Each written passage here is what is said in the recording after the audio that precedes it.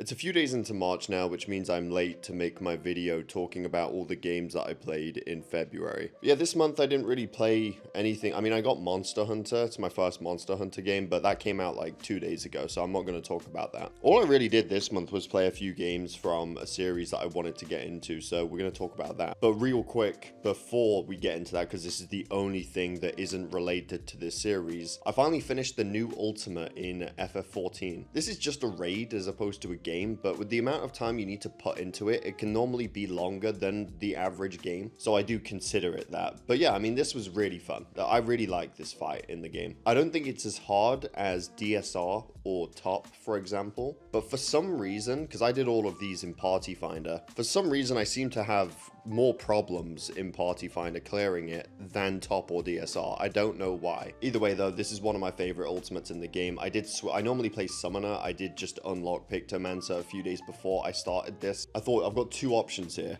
I can do it on Summoner, or I can just try and learn Pictomancer for a few days and then go into it on that. And I thought that would just make it easier for me in terms of like meeting damage checks and stuff. So yeah, that's what I did it on, and I actually really like Pictomancer. I think I'm probably gonna stick with it. But yeah, really good fight. I don't really have anything bad to say about it. All the phases are fun, but I'm just happy that that is done now, and obviously I'll be waiting now for the end of the month when a new Savage tier comes out. But that being said, let's move on to the first actual game, I suppose, as opposed to a raid. Last year I played Silent Hill 2 Remake when that came out. It was my first Silent Hill game, and after playing it I was like, you know what, I want to play all the other games. So I went back and I started with Silent Hill on the PS1. I emulated it because the Silent Hill games are ridiculously expensive, and I don't know why they don't give you any good ways of playing them on modern platforms. It doesn't even make sense to me. It's a very popular series. Why don't they just like at least put the old games on modern platforms at the very least? I know there's like an HD collection and stuff, but everyone says to avoid that because of various bugs and stuff. So yeah, anyway, I just emulated the PS1 game. Obviously there's a bit of a graphical difference between that and Silent Hill 2 Remake, but usually that stuff doesn't really bother me all too much. I definitely think that the PS1 hasn't really aged that well in terms of graphics. I think the PS2 has aged much better. Aside from that though, the biggest issue for me was getting over the controls. And I never really did get over the controls as much as I did just accept them. The later games kind of improved a lot on the same sort of control scheme, but yeah, aside from those things, the game was actually really fun. I enjoyed the exploration and the puzzles that the game had to offer. It wasn't like too long or too short. It was actually more than I was expecting for the first game in the series. One thing I really liked about it is that it doesn't really make you conserve your ammo. Like, it gives you so much ammo, and because of the controls, I didn't really like using my melee weapons.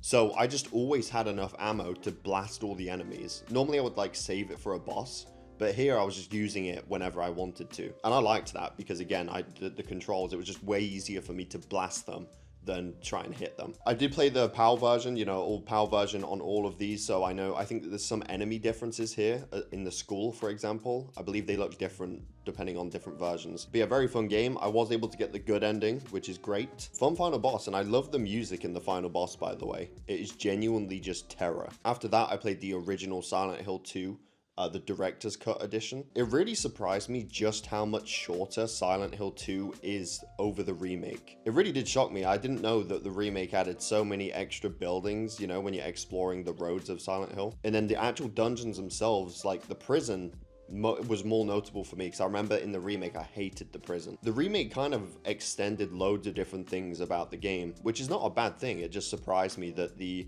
original was so much shorter. And I have to say, I think I like the pacing more in the original. The remake doesn't make the original game obsolete. I actually like the original in certain aspects more than the new game. I like both of them. Okay, I'm not like gonna make it a battle between them. I like both of them. Yeah, I knew what was gonna happen and whatnot in terms of the story, but it was pretty fun to just see how the game differs from the remake. Next up, we've got, I'm just gonna say it right now, I haven't played all of them yet, okay, but from what I've played so far, my favorite of all of them, Silent Hill 3. Now this is actually a continuation from Silent Hill 1. I believe that's also the reason why it never got released on Xbox. The game itself was just so good. I have to say that rest in peace, Harry. I thought maybe just maybe we'd at least see him for a little bit. But no, the first time he's introduced, he's dead. Yeah, this one had fun levels. You're not actually in Silent Hill for a little while in this game, but the levels were fun to explore. I had way more enemies in this one. And by the way, I played all of them on normal difficulty and normal riddle level. And I think it was good for me. The thing I like about a lot of the games is that they do offer the difficulties separately, because I am interested in maybe replaying them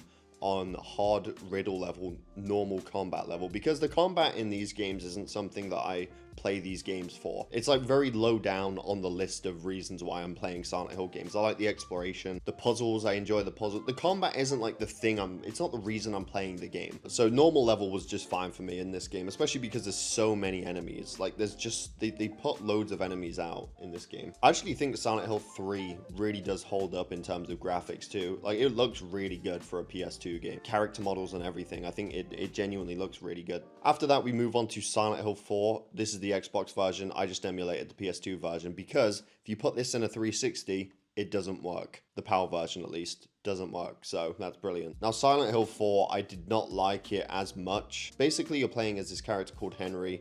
He's living in this apartment and he can't escape the apartment. You can look out the window and see society functioning as normal. You can look out the peephole of the door and see people concerned for you and whatnot, but nobody can hear you and you can't get out. And that idea was really cool to me because you're so close to people for the entire game, but you can't get help from any of them. Anyway, when you're in the room, you've got these first-person sections for the first time in a Silent Hill game. First of all, the controls are just shit for some reason. I don't know why they made like the moving and turning on the same stick. It was really weird. I got used to it eventually, and it didn't really bother me, but I just found it weird. You end up leaving the room to go to the levels through these mysterious holes in your room, basically.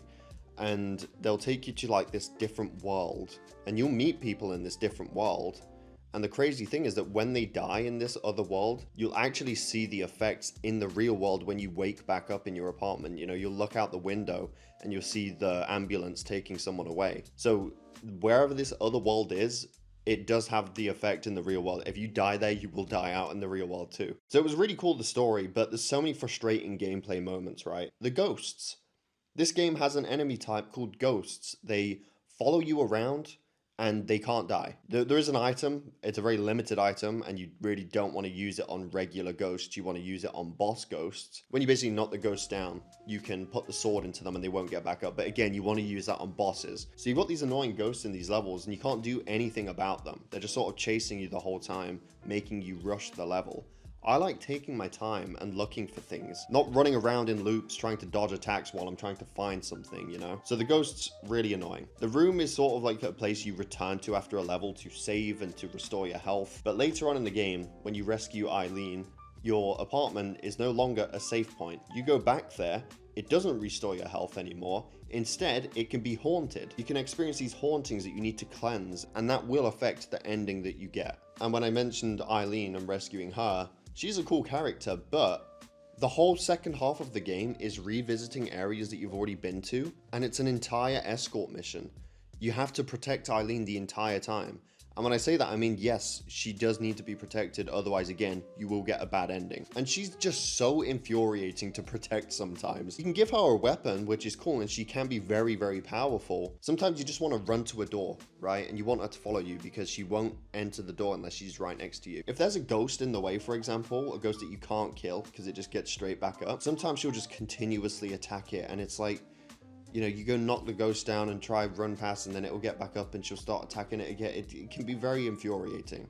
Not only to try and just protect her in general for the whole entire second half of the game, but also just having her trying to follow you to the next area, or I don't know, like stop attacking an enemy that cannot be killed. Thankfully, I did get one of the good, I think I got the best ending actually. It's where Eileen didn't die. And I also cleansed every single haunting that I ever had. Again, I don't think it's a bad game. I just think there's some frustrating moments in the gameplay itself.